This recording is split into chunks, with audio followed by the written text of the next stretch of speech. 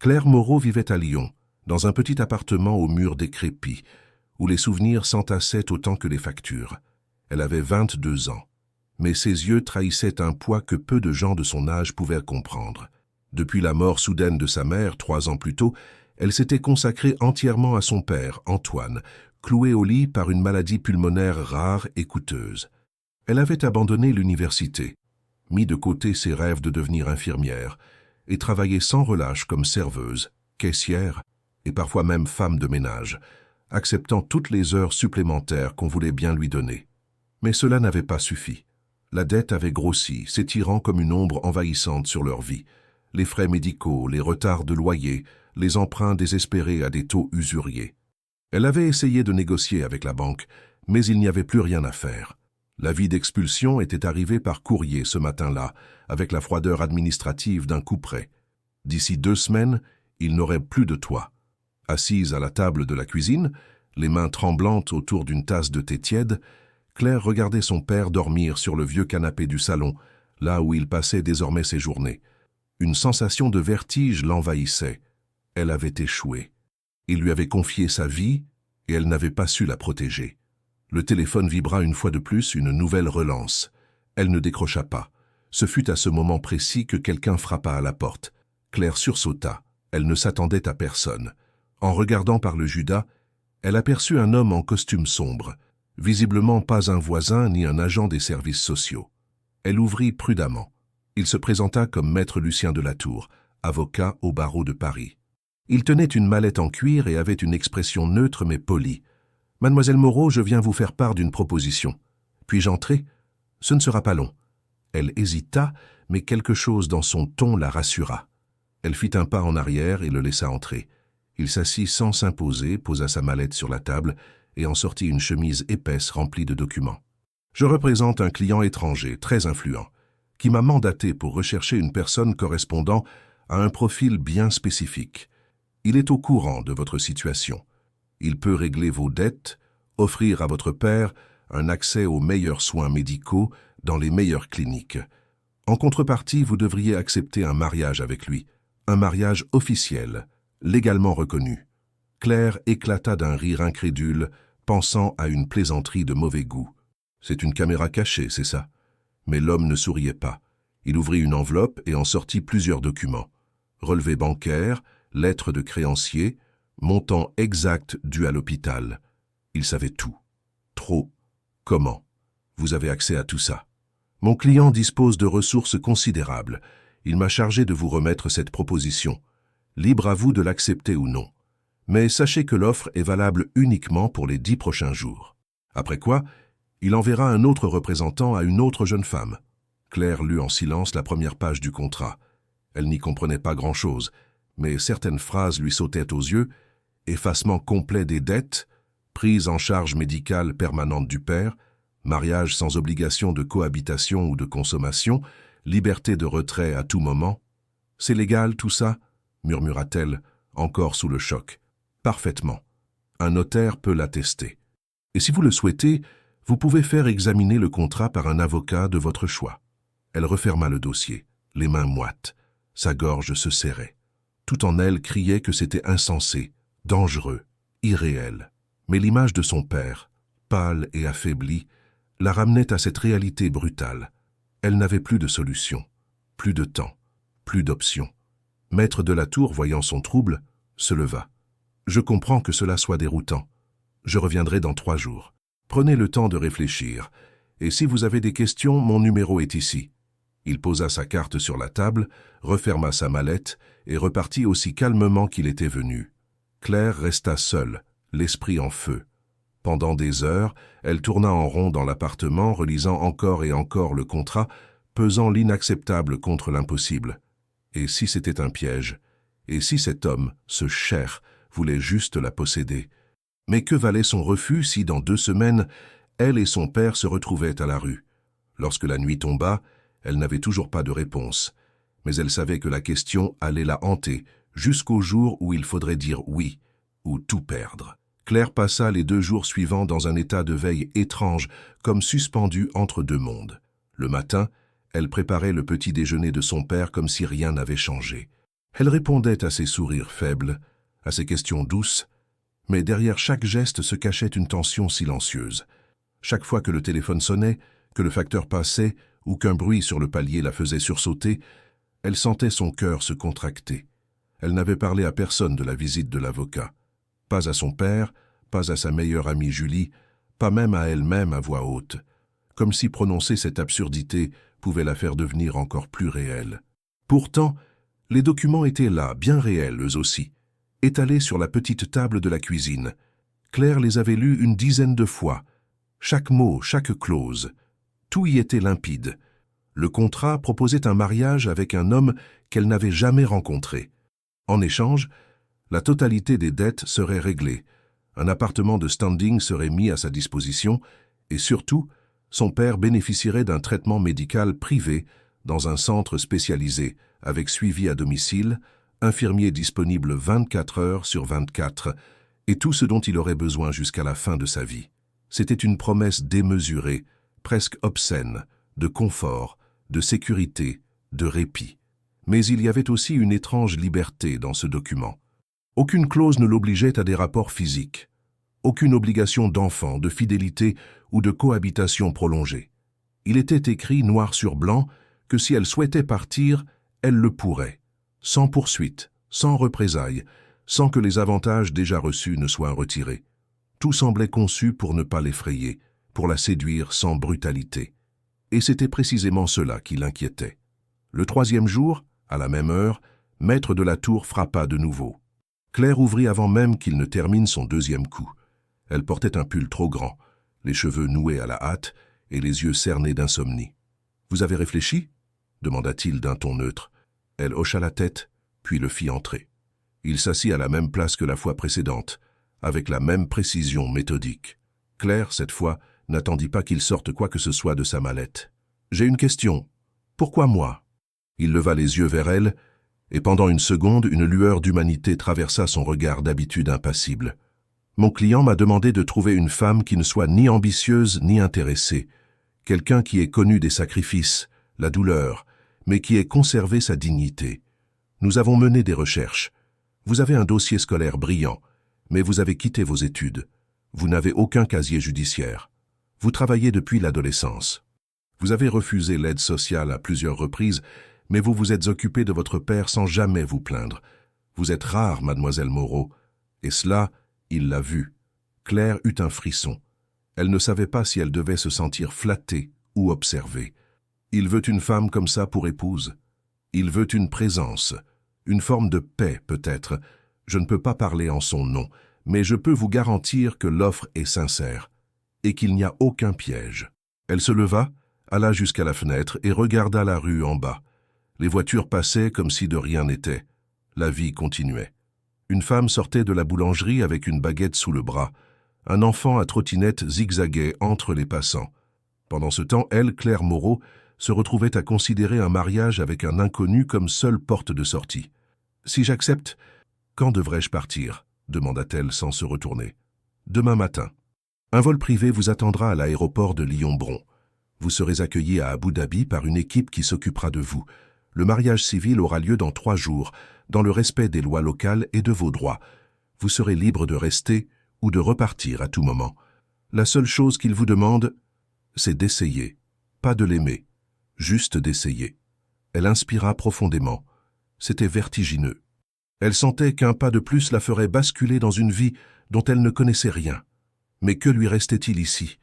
Une maison qui ne lui appartenait plus, des dettes qu'elle ne pouvait pas rembourser, un père qui souffrait, et aucune lumière au bout du tunnel. Elle avait tenu aussi longtemps qu'elle l'avait pu, mais la réalité avait gagné. « Très bien, » dit-elle d'une voix presque inaudible. « J'accepte. » Maître de la Tour sortit alors un stylo et lui tendit les documents à signer.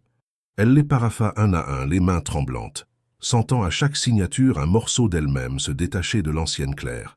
Lorsque le dernier papier fut signé, l'avocat rangea calmement la liasse. « Préparez vos affaires essentielles.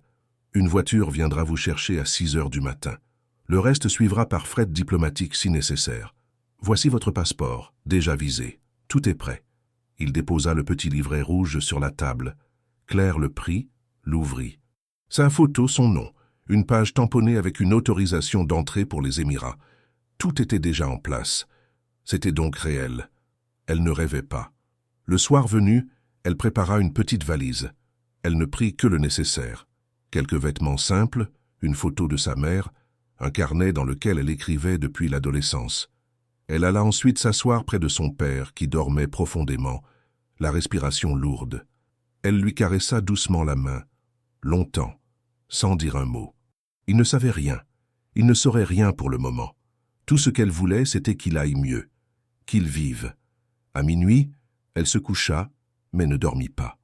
Lorsque l'aube pointa, Claire était déjà prête. La voiture noire attendait devant l'immeuble. Le chauffeur l'aida à monter sans un mot. À travers la vitre, elle vit Lyon s'éloigner, ses rues familières, ses souvenirs, sa douleur. Elle ne regarda pas en arrière. Elle ne pouvait pas. Elle ne savait pas ce qui l'attendait de l'autre côté du monde. Mais elle y allait, parce qu'elle n'avait plus le luxe de refuser l'impossible. Parce que parfois, dans la vie, on saute dans le vide en espérant que quelqu'un en bas tende les bras. Le vent chaud d'Abu Dhabi caressait le visage de Claire tandis qu'elle descendait de l'avion privé, éblouie par la lumière crue du désert. Le sol étranger sous ses pieds la fit vaciller un instant. Une hôtesse vêtue d'une tunique crème lui tendit une bouteille d'eau fraîche et lui adressa un sourire doux, presque maternel. Claire n'eut même pas la force de répondre. Son cœur battait trop vite, et ses pensées s'embrouillaient dans un flot d'émotions contradictoires. La peur, l'épuisement, la culpabilité d'avoir laissé son père sans explication, et surtout l'angoisse de rencontrer l'homme qu'elle avait accepté d'épouser sans l'avoir jamais vu. Une voiture de luxe l'attendait au bas de la passerelle. Le chauffeur, un homme âgé à la barbe grise soigneusement taillée, lui ouvrit la porte avec un respect discret. À l'intérieur, le cuir beige, la climatisation délicate et la musique classique, jouant à bas volume, formaient un contraste saisissant avec l'agitation intérieure de Claire. Durant le trajet, elle tenta d'apercevoir la ville par la fenêtre. Buildings imposants, palmiers bordant les larges avenues, voitures aux vitres teintées, et cette impression de silence contrôlé, comme si tout ici devait rester dans un ordre parfait. Lorsqu'ils arrivèrent au domaine, un imposant portail de fer forgé s'ouvrit lentement, révélant une allée bordée d'oliviers et de fontaines. Le palais, car il n'y avait pas d'autre mot pour le désigner, se dressait au fond du jardin comme un mirage de marbre et de verre, vaste, élégant, mais étrangement silencieux. Claire descendit de la voiture avec une lenteur prudente, observant chaque détail. Une femme l'accueillit à la porte, vêtue d'une robe longue et fluide, et se présenta comme Leila, responsable du protocole de la maison. Elle parla en français, avec un accent léger mais parfait. « Monsieur Al-Farouk vous recevra dans le jardin d'hiver. Il vous attend. » Claire suivit Leila à travers un couloir aux murs ornés de mosaïques délicates, les pas étouffés par un tapis épais. Elle ne savait pas à quoi s'attendre. Dans sa tête, elle avait imaginé un homme sévère, peut-être arrogant, mu par une culture de domination ou d'apparat. Mais lorsqu'elle entra dans la salle lumineuse donnant sur une serre intérieure, elle fut prise au dépourvu. L'homme debout près d'un fauteuil ne ressemblait en rien à l'image qu'elle s'était construite. Amir Al-Farouk était grand, mais sans imposer. Sa posture droite était calme, presque humble.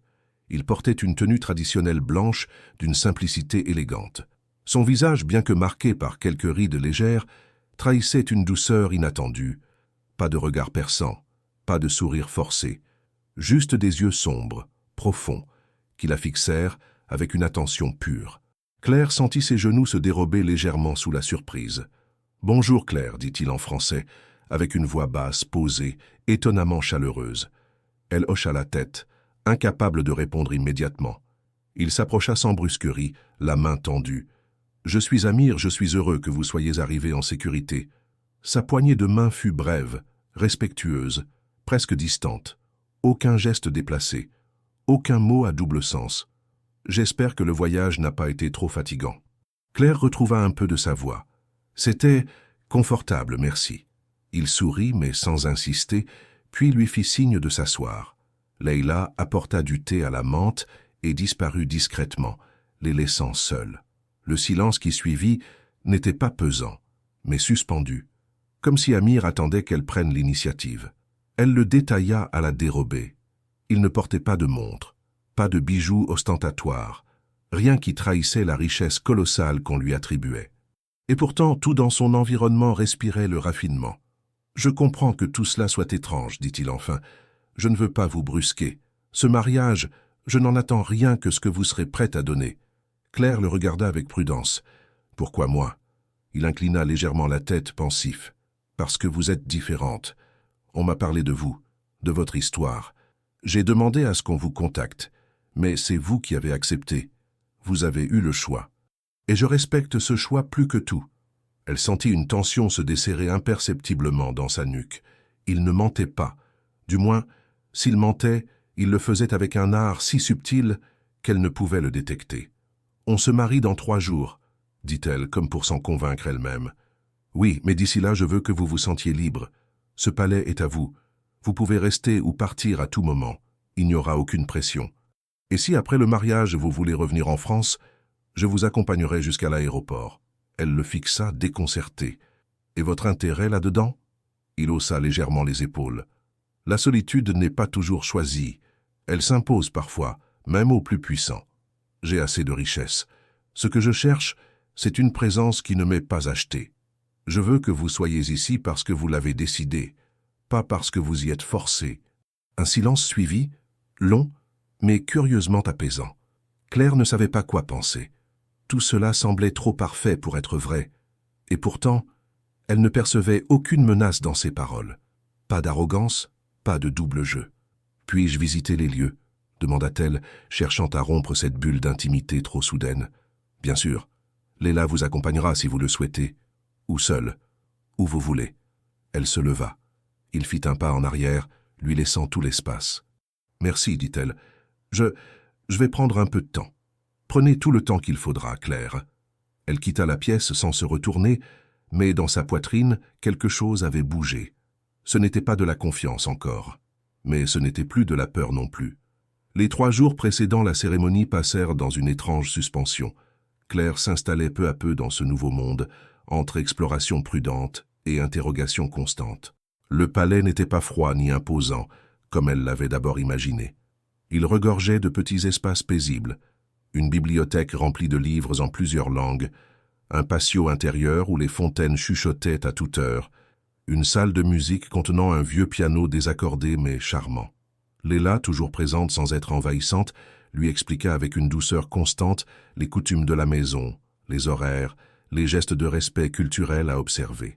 Jamais Claire ne se sentit forcée. Tout lui était proposé, jamais imposé. Le jour du mariage arriva presque sans qu'elle s'en rende compte. La cérémonie civile, sobre et rapide, se déroula dans un salon officiel du palais. Amir portait une tenue traditionnelle, elle une robe crème simple, fluide, choisie par elle-même dans un atelier local.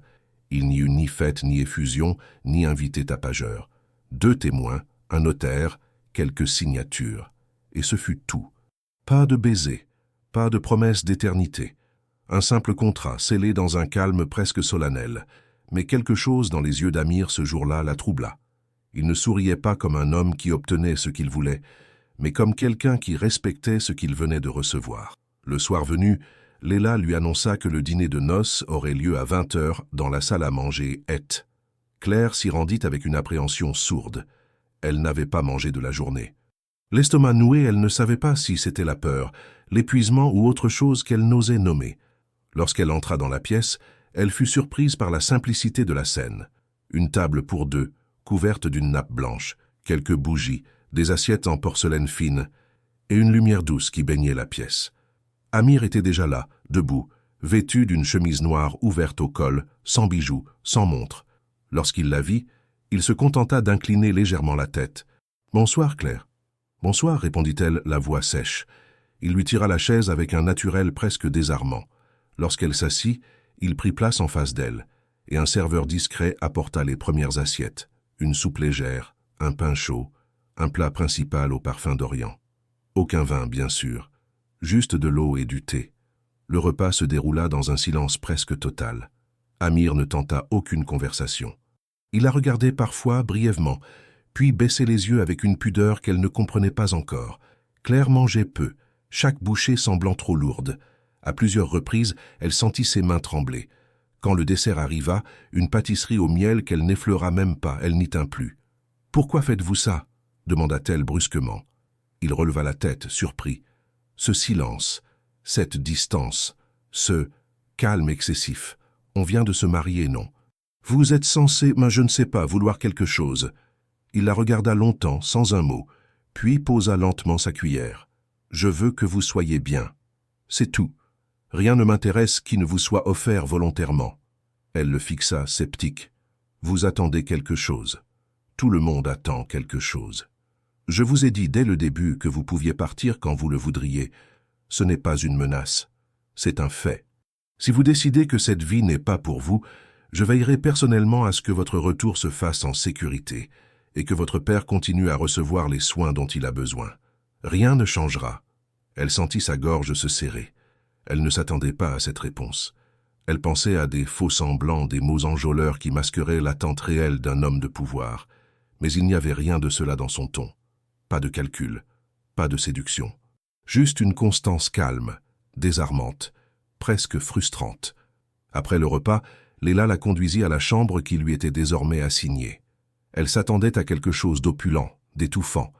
Mais la pièce était sobre, lumineuse, décorée avec un goût simple. Un grand lit couvert de drap blanc, une coiffeuse ancienne, un fauteuil près d'une baie vitrée donnant sur le jardin. Une brise tiède s'infiltrait à travers les rideaux.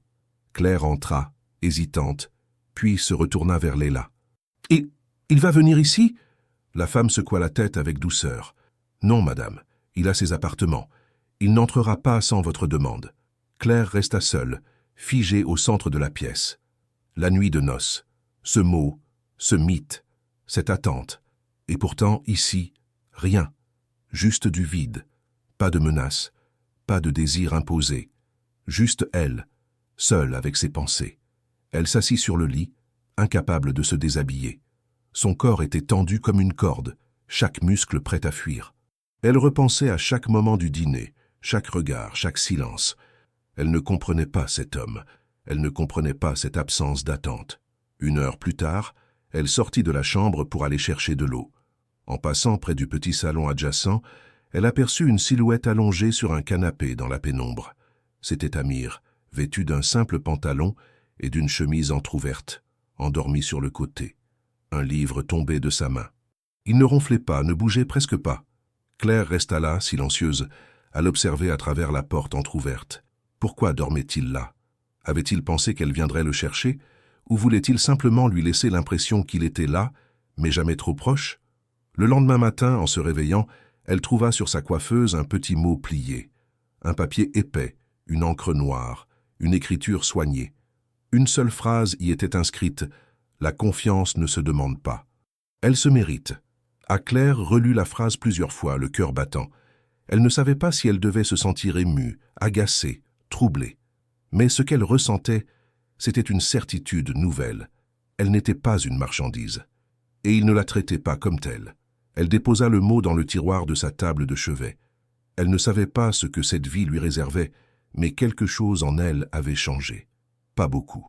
Juste assez pour que, cette fois, elle accepte de ne pas tout fuir.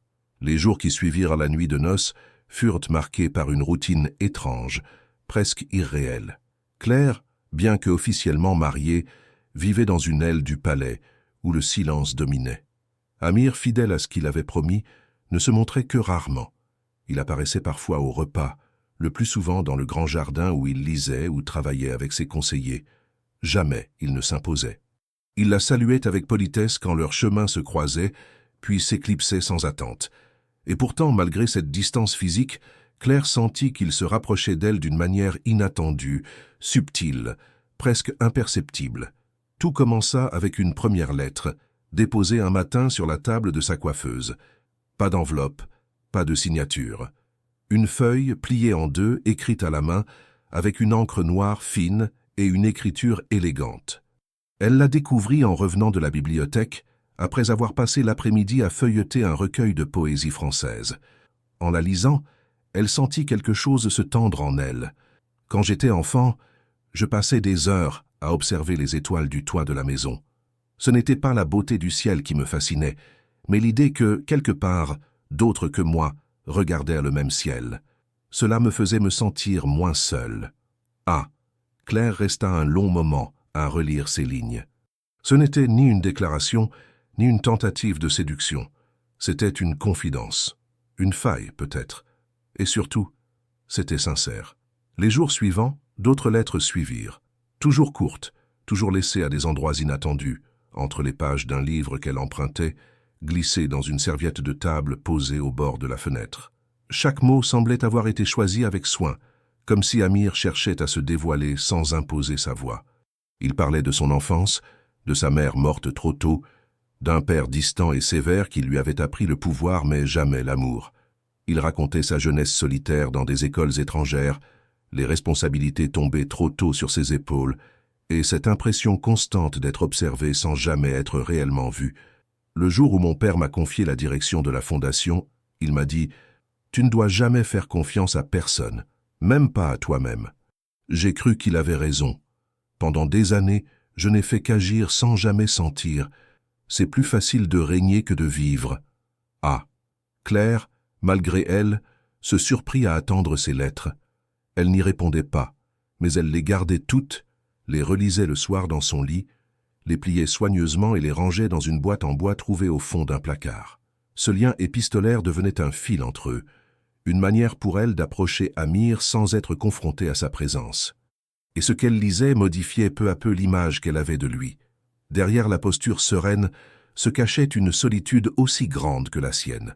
Un homme élevé pour contrôler, mais qui ne savait pas aimer. Un homme puissant, mais émotionnellement désarmé. Un matin, en explorant la roseraie derrière les écuries, Claire découvrit une autre lettre, accrochée à une branche par un ruban fin. Cette fois, les mots la touchèrent plus profondément qu'elle ne l'aurait cru. « Je n'ai jamais voulu vous effrayer.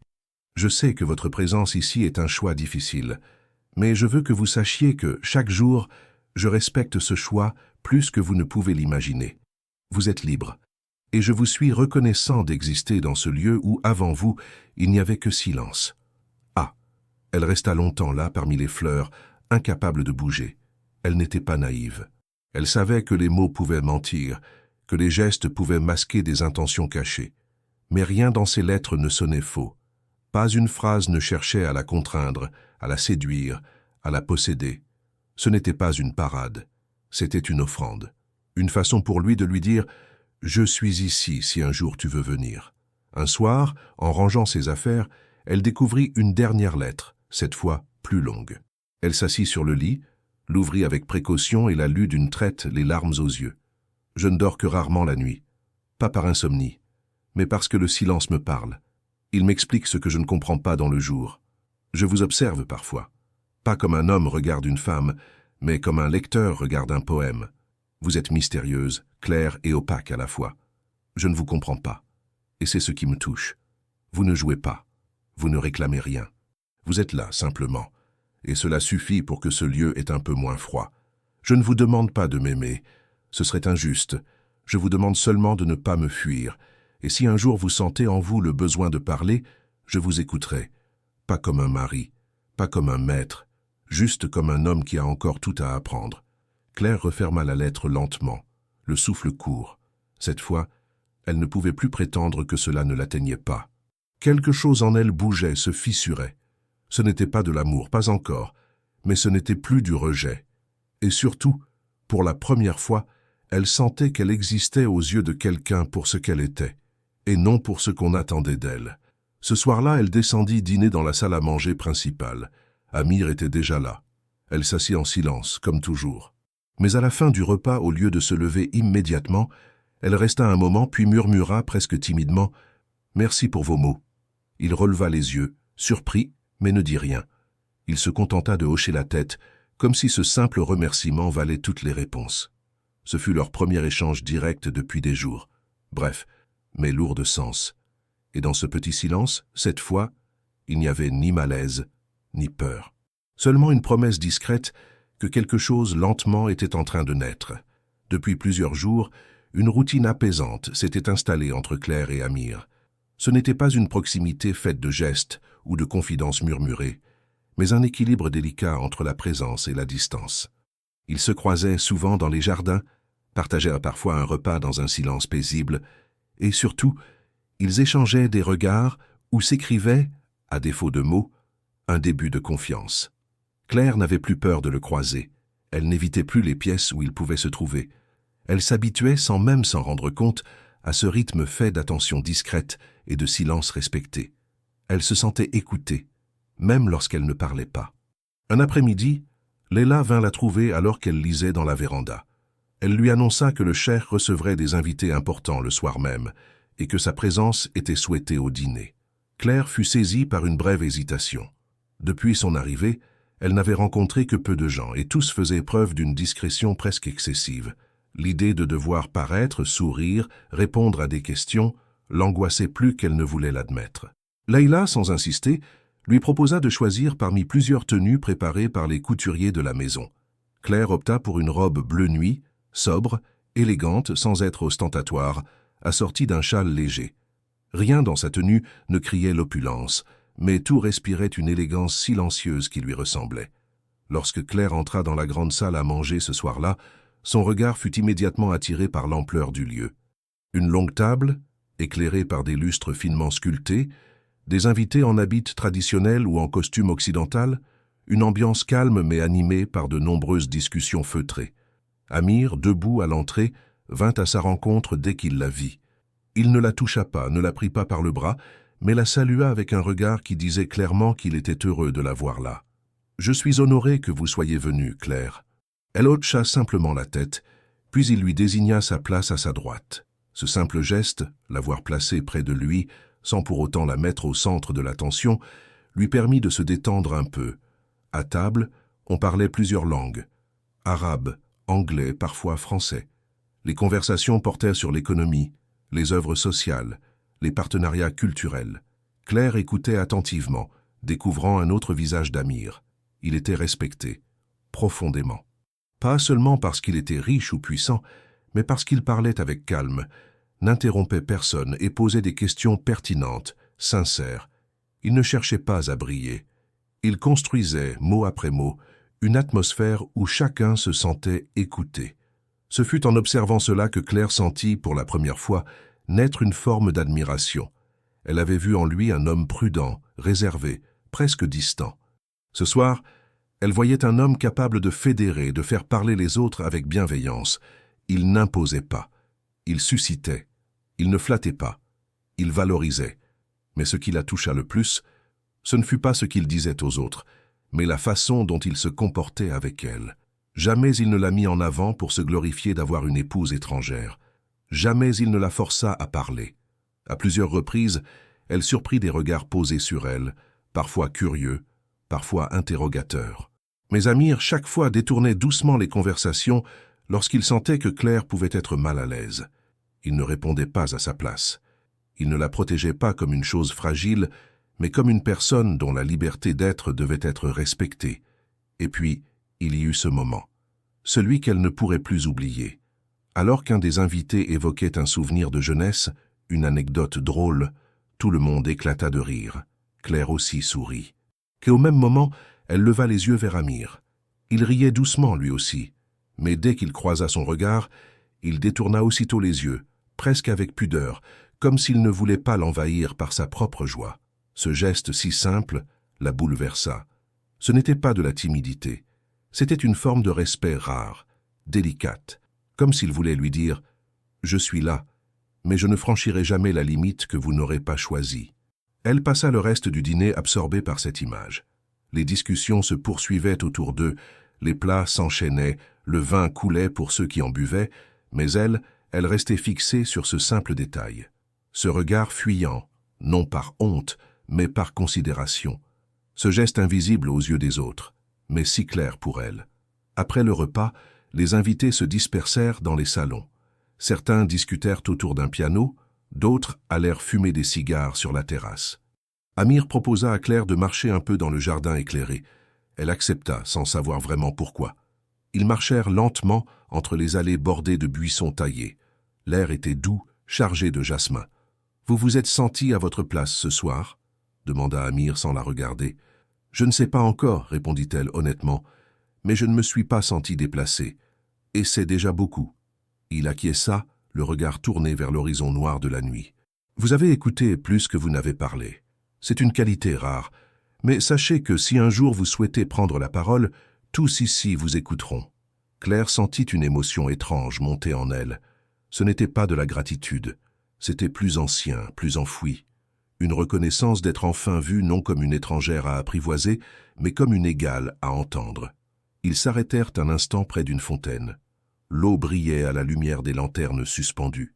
Claire tourna lentement les yeux vers lui. « Vous avez évité mon regard tout à l'heure. » Amir parut surpris, mais ne nia pas. « Je l'ai fait, oui. » « Pourquoi ?» Il prit une inspiration lente, puis dit simplement « Parce que je ne voulais pas m'imposer dans un moment où vous étiez bien. » Claire resta silencieuse, mais cette réponse s'inscrivit profondément en elle.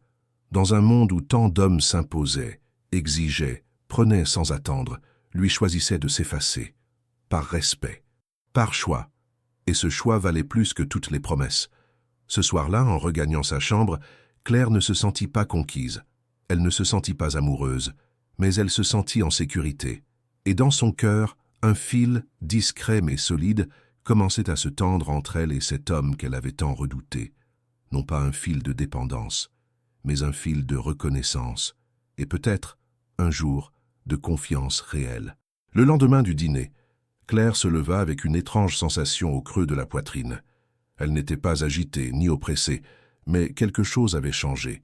Depuis son arrivée à Abu Dhabi, elle avait vécu en retenue, observant, évaluant, attendant peut-être de découvrir le piège dissimulé derrière la courtoisie parfaite.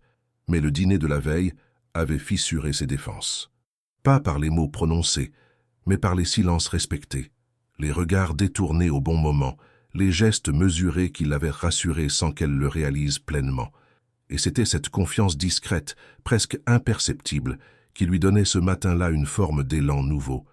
Elle ne planifia pas ce qu'elle allait faire, rien ne fut prémédité. Ce fut en croisant Leila dans la cour intérieure, alors qu'elle allait vers la bibliothèque, que les mots sortirent presque sans y penser. « Ça, savez-vous si Amir est libre cet après-midi » Leila, sans laisser paraître la moindre surprise, répondit avec son calme habituel. « Il sera dans les jardins vers 16 heures, comme souvent à cette heure-là. » Claire hocha la tête, remercia, puis continua son chemin. Ce n'était pas une décision révolutionnaire, pas une déclaration. Elle ne voulait pas bouleverser leur équilibre.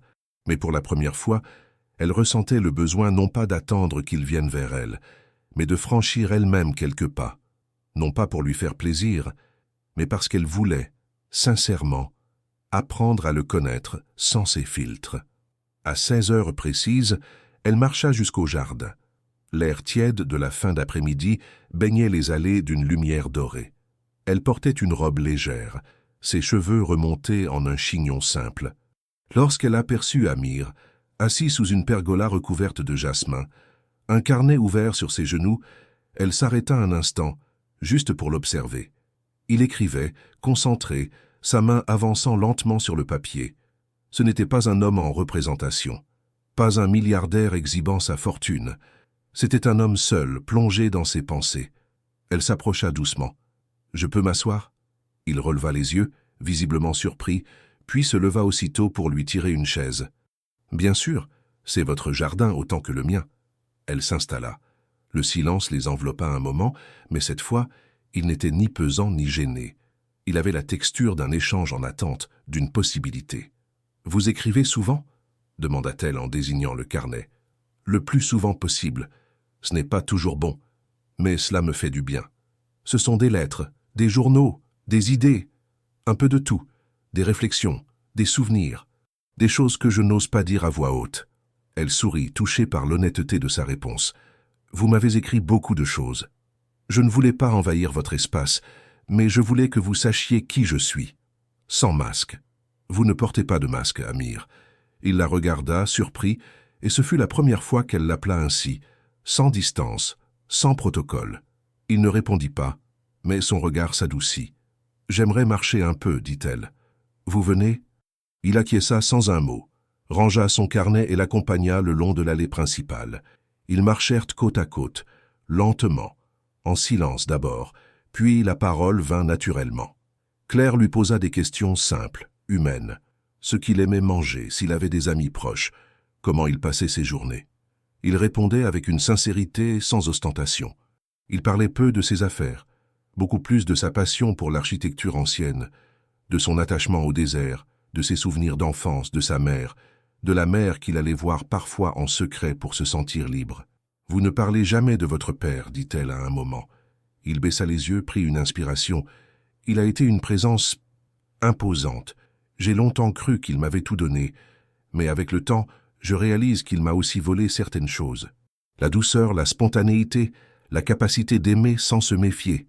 Ils continuèrent de marcher sans se regarder, mais un lien nouveau se formait, fait de confidences partagées et de silences sincères.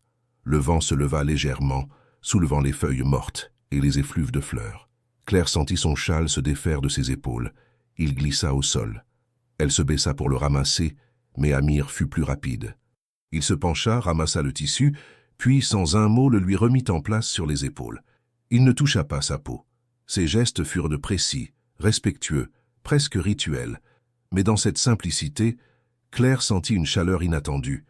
Elle le regarda, légèrement troublée, puis dit dans un souffle « Vous avez des gestes si mesurés, parce que je ne veux pas vous faire peur.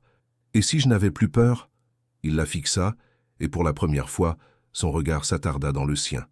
Pas de manière intrusive, mais avec une intensité tranquille, profonde. Alors je continuerai à respecter vos rythmes, mais je serai heureux de vous savoir moins méfiante. Ils restèrent ainsi un moment dans le jardin doré par le soleil couchant. Puis Claire reprit la marche. Ils ne parlèrent plus, mais quelque chose d'essentiel avait été dit. Une barrière était tombée, sans fracas, sans déclaration.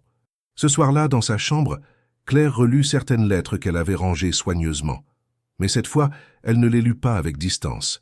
Elle les relut avec la mémoire fraîche de leur promenade, du timbre de sa voix, du regard franc qu'il lui avait offert. Et lorsqu'elle ferma les yeux, elle ne pensa pas à la femme vendue à un homme inconnu, ni à la fille accablée par la dette. Elle pensa à une femme qui avait eu le courage de faire un pas vers l'inconnu, et qui, pour la première fois depuis très longtemps, ne le regrettait pas. Le matin suivant le dîner solennel, Leila vint trouver Claire dans la véranda lumineuse du palais pour lui annoncer qu'une visite l'attendait au-delà des grandes portes de la propriété. Ils iraient ensemble à un orphelinat soutenu par la fondation de son mari. Claire accepta, un mélange de curiosité et d'appréhension nouant son ventre.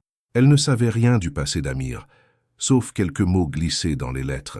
Enfance difficile, solitude, une vie d'ombre malgré les fastes, mais elle n'imaginait pas que ce matin-là, tout cela deviendrait concret, brut, humain. Le trajet dura près d'1 heure. La ville s'étirait sous un soleil implacable, les buildings plongeant des ombres longues sur les avenues larges. Le paysage changea progressivement. Moins de marbre, plus de béton épuisé. Moins de jardins parfaitement taillés, plus de ruelles bordées de poussière. Quand ils arrivèrent, l'orphelinat se dressait modestement, entouré d'un grillage simple, peints à la hâte, balançant doucement sous le vent chaud. Des rires d'enfants, des voix entremêlées de joie et de cris, s'échappèrent des fenêtres sans vitres. L'endroit respirait la précarité plus que l'abandon, un refuge pour ceux que le monde avait oubliés. Un groupe d'enfants jouait dans la cour de terre battue. Certains couraient après un ballon troué, d'autres ramassaient des briques dépareillées ou tentaient maladroitement de dessiner dans la poussière avec des brindilles. Quand ils aperçurent la voiture, plusieurs s'arrêtèrent du soudain, surpris. Un silence plein d'interrogations s'installa, comme s'ils s'attendaient à autre chose qu'un visiteur. Mais dès que la portière s'ouvrit, les plus petits se précipitèrent, pleins d'espoir, vers l'entrée. Leila leur fit signe de reculer doucement. Ce n'était pas un spectacle. Il fallait du respect, du temps.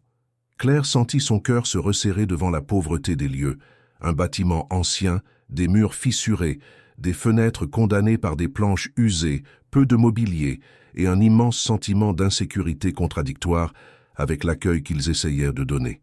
Puis, dans un silence presque solennel, une silhouette apparut. Machinalement, Claire se retint de reculer. C'était lui, Amir, simplement vêtu d'un pantalon clair et d'une chemise blanche, le visage sans fard mais l'attitude droite, calme, empreinte de gravité. Dès qu'il posa le pied dans la cour, les enfants se turent. Quelques-uns s'approchèrent, hésitants. Il baissa les yeux, s'agenouilla doucement et tendit la main vers une petite fille au visage sale, les cheveux emmêlés, les yeux larges et méfiants. La gamine recula d'un pas, serrant contre elle un vieux ours en peluche. Avec une douceur infinie, comme si ce geste ne coûtait rien, il murmura « Salut, tu veux jouer avec moi ?» Un silence pesant. Puis l'enfant, après un long instant, tendit la main. Il la prit en l'air, doucement, et dessina avec son bras un arc lent, invitant l'enfant à courir. Des rires timides éclatèrent, comme des fleurs écloses sous la pluie, après des années de sécheresse. Les autres enfants, intrigués, grimpèrent sur les murs, regardant avec fascination cet homme qui ne portait ni bague, ni montre, ni bijoux, qui ne se présentait pas comme un sauveur ou un patron, mais comme un homme ordinaire, capable de se baisser, toucher le sol, regarder des yeux d'enfant. Aucun chant de noblesse, aucun geste de supériorité, juste de l'humanité simple. Quand la surprise laissa place à l'émotion, Claire sentit les larmes lui monter. Elle pensa à elle, à Lyon, à sa maison menacée, à son père malade. Elle pensa à tous les visages anonymes d'enfants qu'elle n'avait jamais vus, mais que la dette, la pauvreté, la maladie pouvaient précipiter dans l'ombre. Dans cet orphelinat, elle vit la fragilité humaine à nu, et en même temps, l'espoir ténu qu'un geste sincère pouvait offrir.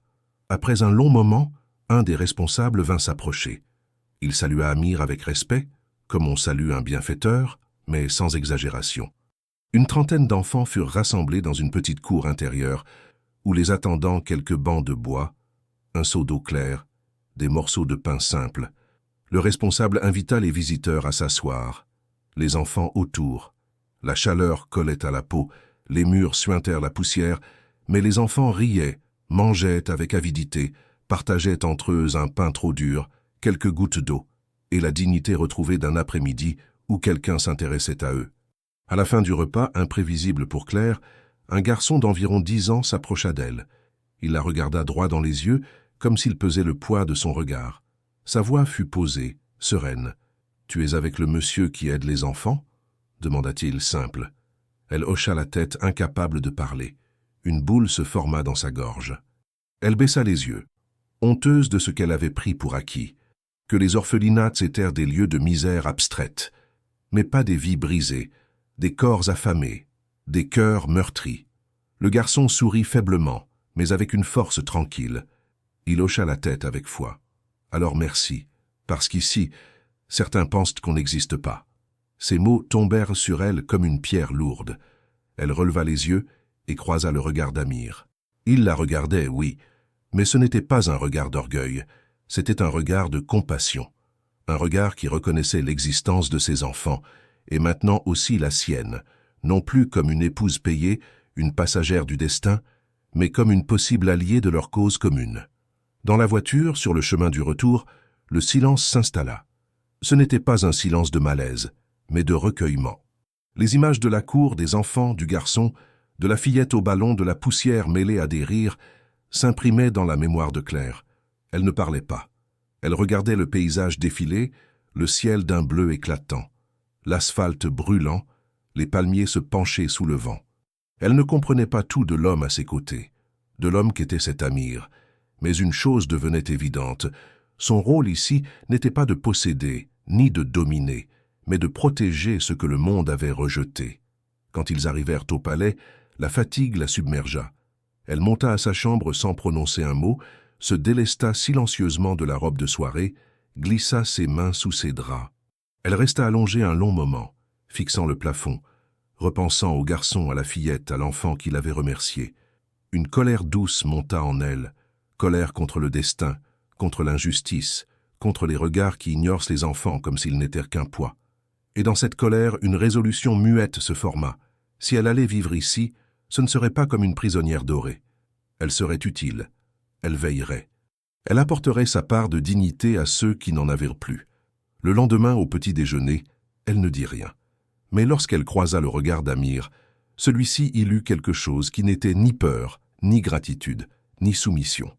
Il y lut un début de complicité, un respect partagé pour ce passé brisé et une volonté commune de reconstruire, non pour l'apparence, mais pour l'humanité. Depuis la visite à l'orphelinat, un silence nouveau habitait Claire. Non pas celui de la peur ou de la méfiance, mais celui du poids de ce qu'elle avait vu, de ce que cela avait révélé en elle. Elle ne se contentait plus d'exister dans le palais, de se promener dans les jardins ou de lire dans les salons paisibles. Elle cherchait, elle observait. Elle voulait comprendre davantage ce monde dans lequel elle s'était retrouvée, et surtout ce qu'elle pouvait y faire. Amir, fidèle à son attitude depuis le premier jour, ne s'imposait pas. Il n'exigeait rien.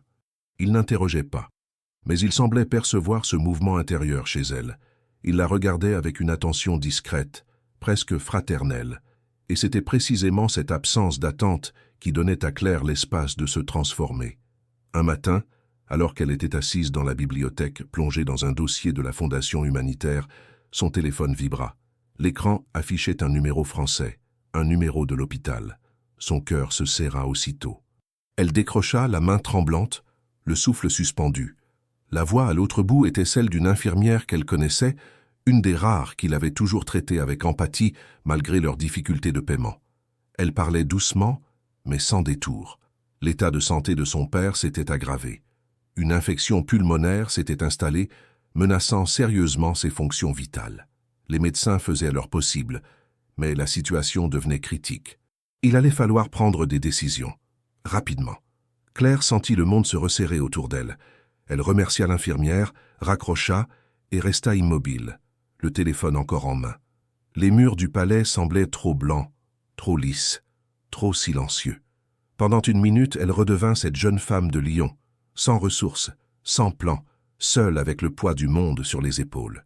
Puis, comme par instinct, elle sortit de la pièce, descendit les escaliers, traversa le jardin et alla droit vers la cour intérieure où Amir avait l'habitude de s'installer en fin de matinée. Il était là, comme prévu, un dossier à la main, assis sous l'ombre d'un figuier. Lorsqu'il la vit approcher, il se leva immédiatement. « Que se passe-t-il » Elle s'arrêta à quelques pas, la voix tremblante. « C'est mon père. Il est très mal. L'hôpital m'a appelé. Ils ne savent pas s'il passera la semaine. » Amir ne dit rien sur le moment. Il hocha lentement la tête, s'approcha de quelques pas mais s'arrêta à bonne distance. « Tu veux rentrer en France ?» Elle baissa les yeux, déstabilisée par le tutoiement soudain, mais elle n'y vit aucune familiarité déplacée. C'était un lien presque fraternel dans un moment où elle n'était plus une épouse étrangère, mais une fille angoissée. « Je crois que je dois y aller. Je ne peux pas rester ici en sachant qu'il peut mourir sans moi. » Il répondit immédiatement sans détour, « Tu dois y aller. Et tu n'as pas besoin de justifier ta décision. Je vais faire préparer un avion dès maintenant. Tu peux partir ce soir, si tu veux. » Elle sentit une émotion violente monter. Elle s'attendait à une discussion, à une hésitation, peut-être même à un soupçon de chantage ou de drame discret. Mais non, il ne posait aucune condition. Il disait simplement ce qu'elle avait besoin d'entendre. « Et le mariage ?» demanda-t-elle, la voix incertaine. « Si tu décides de ne pas revenir, je comprendrai. Tu n'auras rien à justifier. Rien ne changera pour ton père. Les soins, les ressources, tout continuera. Ce n'était pas une dette, c'était un choix. Et je respecterai le tien, quel qu'il soit. » Cette phrase la frappa de plein fouet, non seulement pour ce qu'elle disait, mais pour la manière dont il la disait. Claire sentit les larmes monter, cette fois irrépressibles. Elle tourna les talons sans ajouter un mot, les yeux brouillés, le cœur en miettes. Elle prépara ses affaires rapidement. Peu de choses. Quelques vêtements, ses carnets, les lettres d'Amir qu'elle avait gardées dans une boîte et une photo du jardin de l'orphelinat. Elle refusa l'aide de Léla, qui la regardait avec une compassion silencieuse. Dans le salon, elle attendit l'heure du départ, assise droite, mains jointes, incapable de penser à autre chose qu'à son père. Amir entra peu avant le moment prévu. Il ne portait pas de costume officiel, juste une chemise claire et un pantalon de lin. Dans sa main, il tenait une petite enveloppe. « Ce n'est pas une lettre d'adieu, » dit-il en lui tendant. « C'est juste un souvenir pour le voyage. » Elle prit l'enveloppe, la serra sans l'ouvrir. Elle n'avait pas les forces. « Tu seras à l'aéroport dans moins d'1 heure. Un de mes hommes t'y accompagnera. Le pilote a déjà le plan de vol. » Claire acquiesça. Elle voulut dire quelque chose, mais les mots restèrent coincés. Alors elle se contenta de murmurer « Merci, pour tout. » Il baissa légèrement la tête, comme une révérence discrète. « Reviens si tu le veux. Ne reviens pas si tu ne peux pas. Mais sache que tu n'as jamais été une obligation, Claire. Jamais. » Elle partit sans se retourner. Dans la voiture, elle serra l'enveloppe contre elle. Arrivée à l'aéroport, elle passa les contrôles privés, monta dans l'avion sans dire un mot. Une hôtesse lui indiqua sa place. lui proposa un verre d'eau. Elle refusa. Quand l'avion décolla, elle regarda par le hublot, le désert s'étirer sous elle, immense, silencieux et beau d'une manière qu'elle ne comprenait plus. Elle ouvrit enfin l'enveloppe.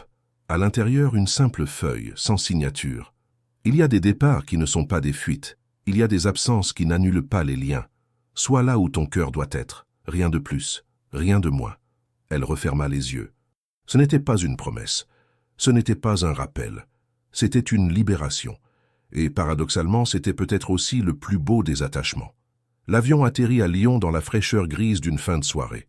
Le contraste entre la chaleur d'Abu Dhabi et le vent tranchant du tarmac français la saisit immédiatement. Claire descendit sans empressement, le visage fermé, le cœur alourdi. Le véhicule médical envoyé par la Fondation attendait déjà. À l'intérieur, un chauffeur discret, parlant peu, la conduisit jusqu'à l'hôpital où son père avait été transféré la veille. Ce fut comme traverser un rêve inversé. Elle rentrait chez elle, mais rien n'avait le goût du retour. Même les rues qu'elle connaissait par cœur semblaient avoir changé. Quand elle entra dans la chambre d'Antoine Moreau, l'odeur de désinfectant, les bruits mécaniques des respirateurs et les murmures des soignants la ramenèrent brutalement à la réalité. Il était là, pâle, amaigri, les yeux mi-clos, le souffle difficile. Elle s'approcha, lui prit la main et murmura doucement « Papa, je suis là ». Il tourna lentement la tête. Il la reconnut. Un léger sourire fendit ses lèvres sèches et 2 larmes silencieuses roulèrent sur ses joues.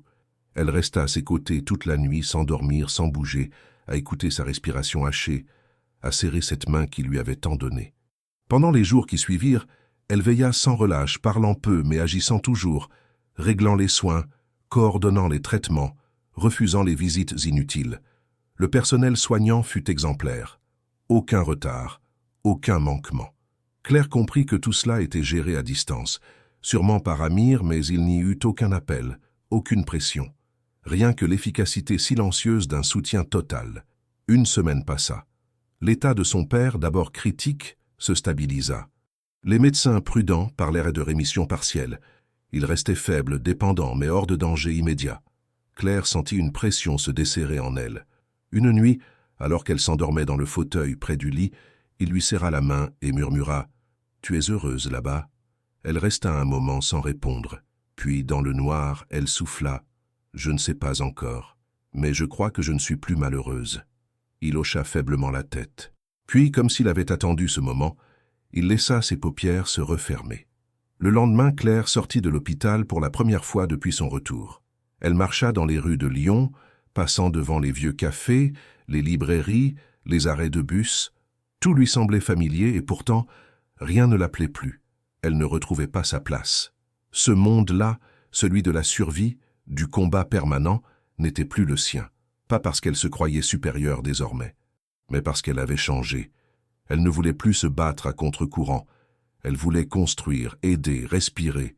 Elle rentra chez elle, dans l'appartement de son enfance. Elle y passa la soirée à trier quelques affaires, à ranger des papiers, à refermer des cartons. Chaque objet touché la ramenait à une époque révolue, une époque où elle n'avait pas le droit de rêver. Dans la chambre de sa mère, elle trouva une vieille boîte métallique contenant des photos, des lettres et un carnet de notes. Elle le feuilleta doucement. À l'intérieur, elle lut une phrase, écrite d'une main fine et reconnaissable. « Un jour, tu partiras, Claire. Tu ne fuiras pas. Tu choisiras. Et ce jour-là, tu deviendras femme. » Elle s'effondra sur le lit, le carnet serré contre elle. Les larmes coulèrent, longues, silencieuses, mais ce n'était plus de la douleur. C'était une libération. Le matin suivant, elle appela Léla. La voix de la femme fut calme, comme toujours. « Amir est là, au palais, » répondit-elle. « Il ne m'a pas posé de questions. Il attend. Dites-lui que je rentre. »« Quand ?»« Aujourd'hui. Ce soir. » Tout alla vite. Le vol fut organisé. À l'aéroport, elle passa les contrôles avec la même valise qu'à l'aller, mais cette fois, elle ne fuyait rien. Elle avançait. Dans l'avion, elle s'assit près du hublot, observa le ciel s'obscurcir peu à peu. Elle ouvrit l'enveloppe qu'elle n'avait jamais osé relire. Cette fois, elle comprenait chaque mot.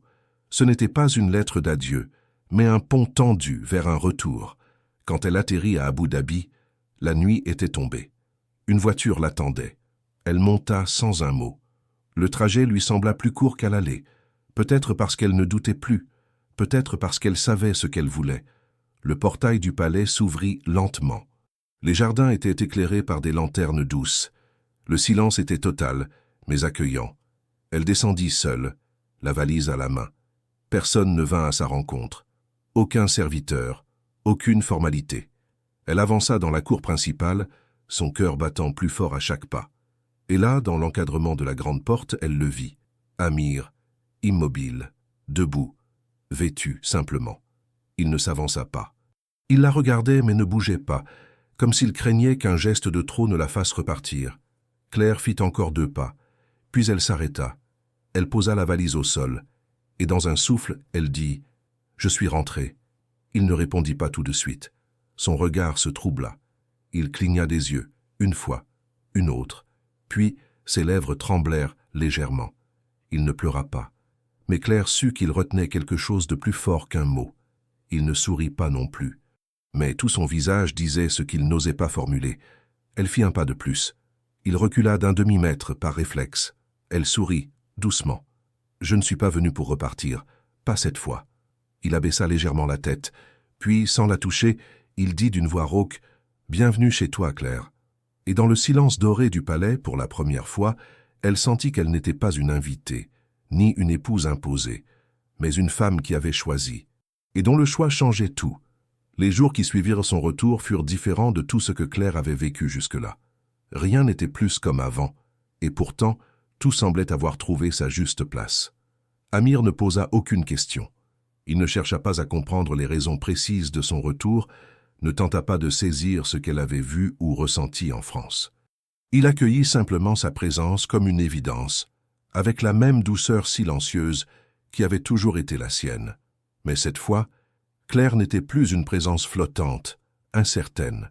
Elle marchait dans le palais avec une assurance tranquille, participait davantage aux décisions de la maison, échangeait des mots avec le personnel, posait des questions sur les projets de la fondation.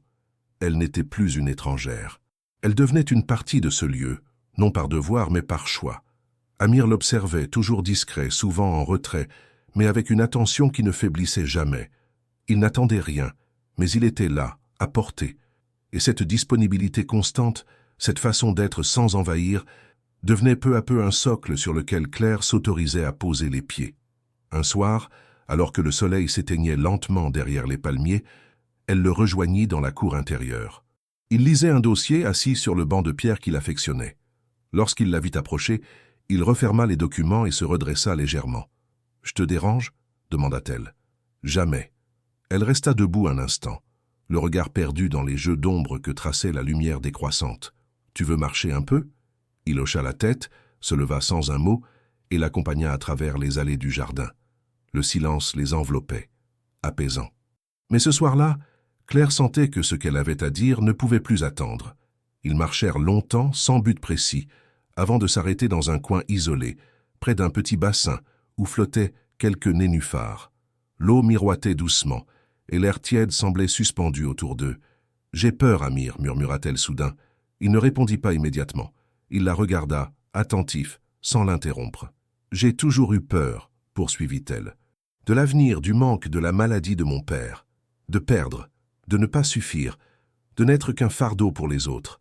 Et depuis que je suis ici, j'ai encore peur.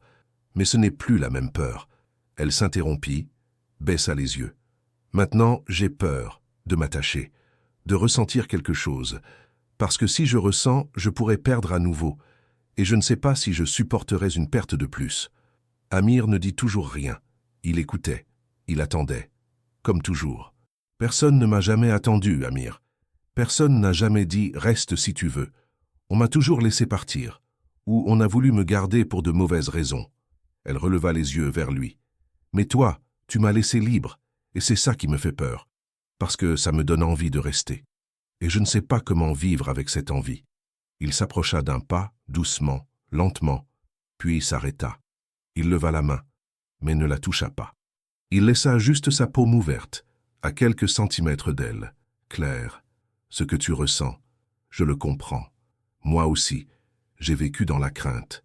Pas de la perte, mais de la possession. J'ai toujours eu peur qu'on m'approche pour ce que je représente, jamais pour ce que je suis. Alors j'ai appris à n'être personne, à me fondre, à observer. J'ai appris à n'attendre rien de personne. Il baissa la main. Mais le jour où tu es revenu, ce jour-là, j'ai compris quelque chose. Je n'ai pas besoin que tu sois ici pour moi. J'ai besoin que tu sois ici pour toi. Et si un jour dans ce choix tu m'inclus, alors je saurai que ce sera vrai. Claire sentit ses jambes faiblir. Elle s'assit lentement sur le rebord du bassin, les mains jointes. Je ne sais pas aimer, Amir, pas comme dans les livres. Je ne sais pas me donner tout entière. J'ai été cabossé, un peu usé. J'ai trop souvent été sur mes gardes. Il s'assit à ses côtés, gardant une distance respectueuse. Moi non plus, je ne sais pas. Mais peut-être que justement c'est dans cette ignorance qu'on peut apprendre ensemble, sans pression, sans rôle à jouer. Elle le regarda longuement, puis d'un geste tremblant, elle posa sa main sur la sienne. Ce n'était pas un geste romantique, c'était un geste d'accord, de vérité, un pacte silencieux. Tu es patient, tu es là, et moi, je suis en train d'arriver. Lentement, mais j'arrive. Il referma ses doigts autour des siens, sans serrer. Je suis là, tous les jours, toutes les nuits, sans urgence, sans attente, juste là. Elle posa sa tête sur son épaule. Aucun mot ne suivit. Ils restèrent ainsi, dans le demi-silence du soir, le monde autour d'eux devenant flou, lointain. Il n'y avait ni serment, ni aveu éclatant. Mais il y avait une vérité essentielle posée entre eux. L'envie d'essayer, l'envie d'être là, ensemble, sans condition. Ce soir-là, Claire ne dormit pas dans l'angoisse, ni dans le doute. Elle dormit avec la certitude qu'elle n'était plus seule à porter le poids de son histoire. Quelqu'un à côté d'elle avait aussi des blessures. Et ce quelqu'un ne cherchait pas à les effacer, mais à les comprendre. Le lendemain de leur conversation dans le jardin, Claire se réveilla avec une légèreté qu'elle ne se souvenait pas avoir ressentie depuis longtemps. Ce n'était pas une euphorie ni un emballement soudain. C'était une paix discrète, une respiration profonde. Quelque chose en elle s'était dénoué. Elle se leva lentement, observa la lumière filtrer à travers les rideaux de lin blanc, puis s'approcha de la fenêtre.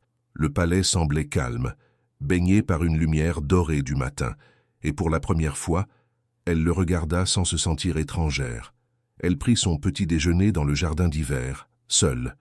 Leila vint la saluer brièvement, lui tendant un dossier de la fondation à consulter si elle le souhaitait. Claire l'accepta et passa la matinée à lire, à annoter, à comprendre. Il s'agissait d'un nouveau programme d'aide éducative pour les jeunes filles dans des zones rurales, financé en partie par Amir mais porté par des équipes locales. C'était concret, bien structuré, profondément humain. Elle sentit une admiration nouvelle pour le travail silencieux qu'il menait depuis des années, sans en parler, sans se glorifier. Plus tard dans la journée, elle rejoignit une réunion avec l'équipe de la fondation. Amir était là, bien sûr, mais il ne prit pas la parole immédiatement. Il l'écouta, comme toujours. Et lorsqu'elle exprima une idée sur l'amélioration de l'accès aux soins pour les mères isolées, il la regarda non pas avec surprise, mais avec reconnaissance. Il ne l'avait jamais freinée. Il attendait simplement qu'elle trouve sa voie. Ce jour-là, elle la trouva. La réunion terminée, ils marchèrent ensemble vers le grand salon. Ils ne parlèrent pas. Mais le silence n'était plus vide. Il était plein de ce qu'il n'avait plus besoin d'expliquer. Claire sentait que chaque pas qu'elle faisait à ses côtés ne la conduisait pas vers un ailleurs, mais vers elle-même. Elle ne s'effaçait pas dans cette vie nouvelle. Elle s'y révélait. Le soir venu, elle entra dans la cuisine, observa les plats en préparation et décida, sans prévenir personne, de tout modifier. Elle demanda au cuisinier de lui laisser l'espace et prépara elle-même un dîner simple, inspiré de recettes françaises. Une soupe d'oignons, un plat de gratin léger et une tarte aux pommes. Rien de spectaculaire, mais tout venait d'elle. Quand Amir entra dans la salle à manger, il s'arrêta en voyant la table dressée différemment. Pas de nappe formelle, pas de chandelier. Juste 2 assiettes, des serviettes de tissu pliées avec soin, et le parfum doux de pommes caramélisées flottant dans l'air. Il s'approcha lentement. « Qu'est-ce que c'est ? Un dîner. Que j'ai choisi. Que j'ai préparé. » Il la regarda, puis sourit. Un vrai sourire. Un de ceux qui effacent les années de prudence. « Pourquoi aujourd'hui ?» Claire s'assit, lui désignant la chaise en face. « Parce que je ne fuis plus. Et parce que j'ai envie de rester. Pas seulement ici. Avec toi. » Il prit place sans un mot de plus. Ils mangèrent lentement, parlant de tout, de rien. Elle lui raconta des anecdotes de son enfance, des souvenirs de son lycée, des rêves d'avant que la vie ne s'alourdisse. Il écoutait, comme toujours, sans couper, sans juger. Lorsqu'elle parla de sa mère, il lui demanda si elle lui ressemblait. Claire réfléchit un moment, puis répondit « Elle était plus douce, mais je crois que j'ai son entêtement. Alors elle t'aurait aimé pour ce que tu deviens. » Le repas terminé, elle se leva, marcha lentement vers la baie vitrée donnant sur le jardin nocturne. Il la suivit du regard, sans bouger. Elle se retourna, s'approcha de lui. Il se leva à son tour. Claire le regarda, longuement, sans détour. Je ne sais pas ce qu'est un vrai couple. Je n'ai pas d'exemple, pas de modèle. Mais je sais ce que je ne veux plus, avoir peur d'exister dans les yeux de quelqu'un. Il ne répondit pas. Il l'écoutait, le regard ancré dans le sien. Et toi, dans ton regard, je me vois. Pas comme une femme à séduire, ni à protéger, ni à contrôler, mais comme quelqu'un de vivant.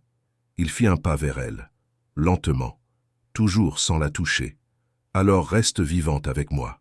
Pas pour moi, mais ici, ensemble, un jour après l'autre.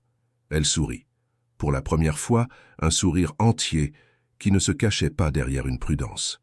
Aujourd'hui, je choisis de rester. Pour toi, pour moi, pour nous. Il ne dit rien. Il ouvrit simplement les bras. Elle s'en approcha. Et cette fois, ce fut elle qui décida. Elle posa ses mains contre sa poitrine, sentit son souffle, son rythme calme. Puis elle l'embrassa. Un baiser sans urgence, sans appréhension. Un baiser qui disait « Je suis là, enfin ». Ils restèrent longtemps ainsi, dans la pénombre douce du salon, à partager un silence nouveau. Ce n'était plus un silence de protection. C'était un silence habité, plein de promesses. La peur s'était dissipée. Le doute avait cédé la place à la confiance. Et dans cette confiance naissait enfin le désir, non pas de posséder, mais de construire. Ce soir-là, Claire comprit que l'amour, le vrai, ne surgit pas comme un feu. Il se tisse lentement, au fil des gestes retenus, des paroles sincères, des silences respectés.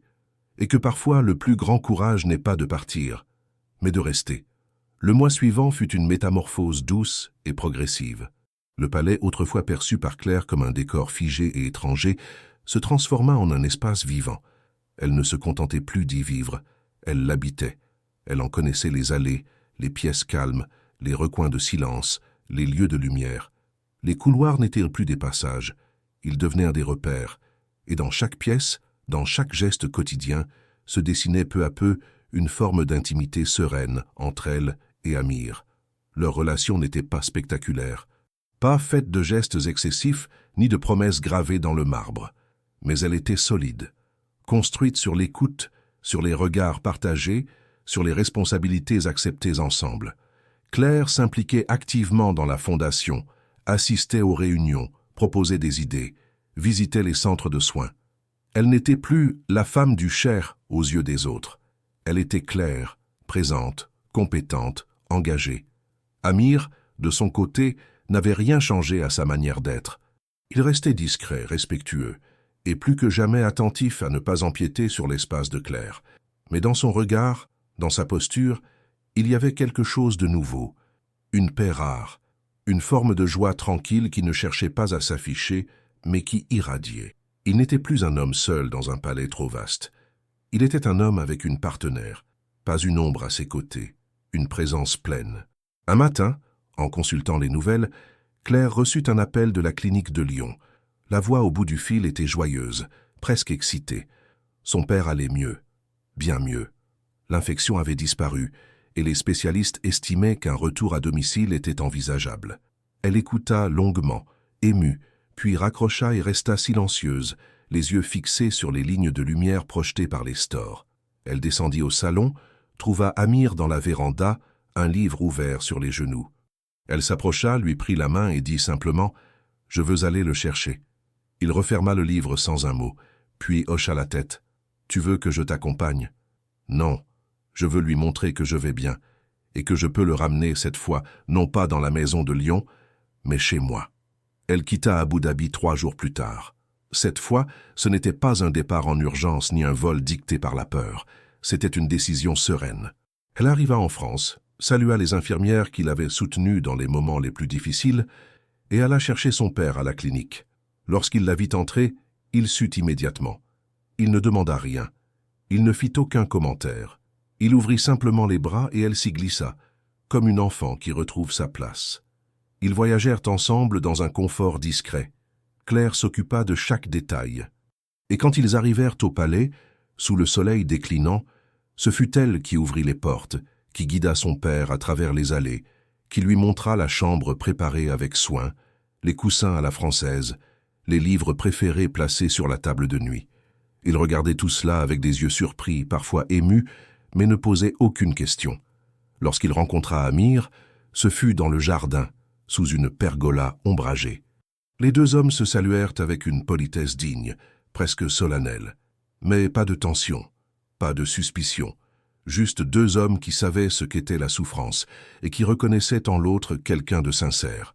À la fin de leur première conversation, Antoine dit à sa fille dans un murmure « C'est un homme bien, je le vois ». Les jours passèrent, puis les semaines. Antoine s'adapta lentement à sa nouvelle vie. Il lisait beaucoup, parlait avec les infirmiers locaux, se lia d'amitié avec Leila. Claire, elle, continuait d'évoluer. Elle riait plus souvent. Elle dormait mieux. Elle avait retrouvé l'appétit, non seulement pour la nourriture, mais pour la vie. Elle n'attendait plus que quelque chose tombe. Elle construisait.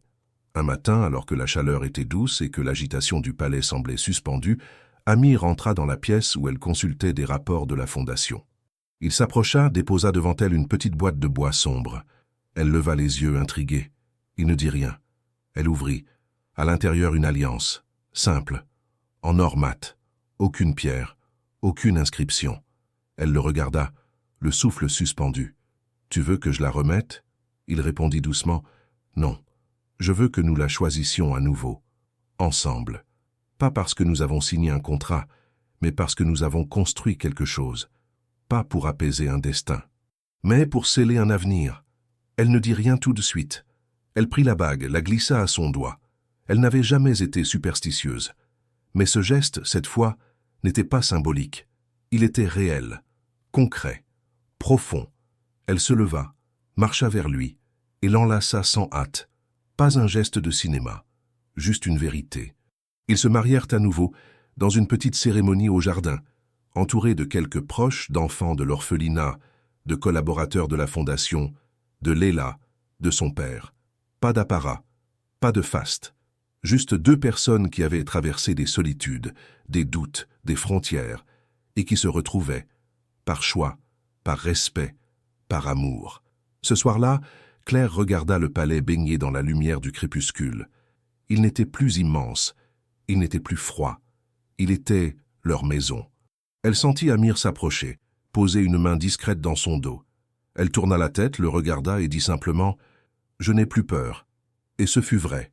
Avec cette 13e partie, l'histoire est maintenant complète.